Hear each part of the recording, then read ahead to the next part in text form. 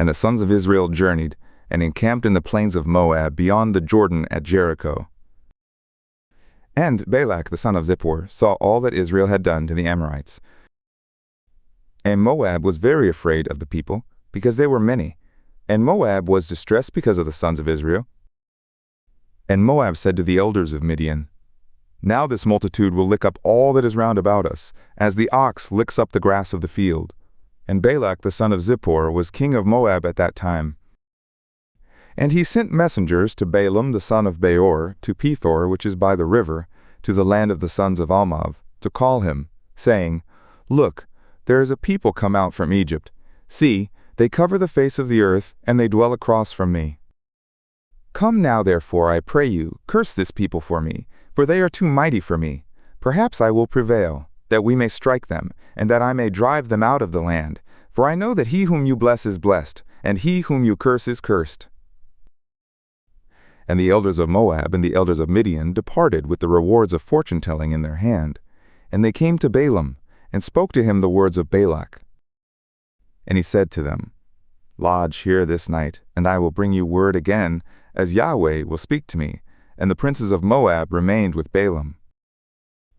And God came to Balaam, and said, What men are these with you? And Balaam said to God, Balak the son of Zippor, king of Moab, has sent to me, saying, Look, a people has come out of Egypt, which covers the face of the earth. Now, come curse them for me. Perhaps I will be able to fight against them, and will drive them out. God said to Balaam, You will not go with them.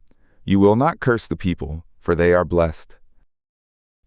And Balaam rose up in the morning, and said to the princes of Balak, You get into your land, for Yahweh refuses to give me leave to go with you. And the princes of Moab rose up, and they went to Balak, and said, Balaam refuses to come with us. And Balak sent yet again princes, more and more honorable than they. And they came to Balaam, and said to him, Thus says Balak the son of Zippor, Let nothing, I pray you, hinder you from coming to me.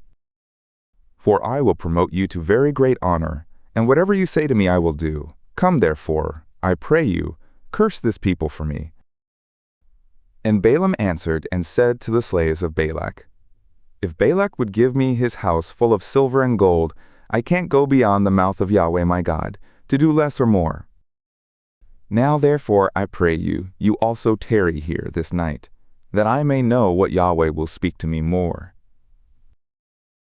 And God came to Balaam at night and said to him, If the men have come to call you, rise up, go with them, but only the word which I speak to you, that you will do.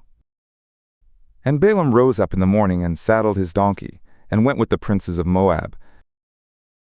And God's anger was kindled because he went, and the angel of Yahweh placed himself in the way for an adversary against him.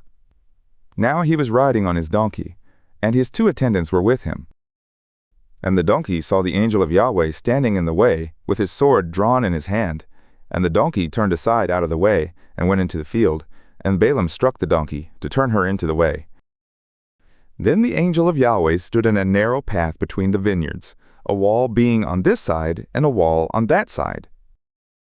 And the donkey saw the angel of Yahweh, and she thrust herself to the wall, and crushed Balaam's foot against the wall, and he struck her again. And the angel of Yahweh went further, and stood in a narrow place, where was no way to turn either to the right hand or to the left. And the donkey saw the angel of Yahweh, and she lay down under Balaam, and Balaam's anger was kindled, and he struck the donkey with his staff. And Yahweh opened the mouth of the donkey, and she said to Balaam, What have I done to you, that you have struck me these 3 times? And Balaam said to the donkey, Because you have mocked me. If there were a sword in my hand, I would have killed you by now. And the donkey said to Balaam, Am I not your donkey, on which you have ridden all your life long to this day? Was I ever in the habit to do so to you? And he said, Number. Then Yahweh opened the eyes of Balaam, and he saw the angel of Yahweh standing in the way, with his sword drawn in his hand, and he bowed his head, and fell on his face. And the angel of Yahweh said to him, Why have you struck your donkey these 3 times? Look, I have come forth for an adversary, because your way is precipitous before me. And the donkey saw me, and turned aside before me these 3 times.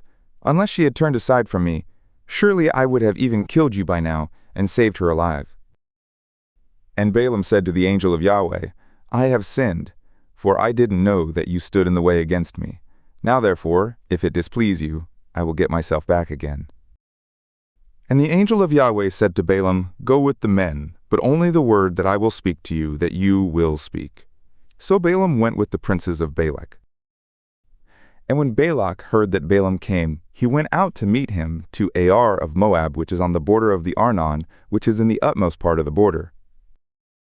And Balak said to Balaam, "Didn't I earnestly send to you to call you? Why didn't you come to me? Am I not able indeed to promote you to honor?"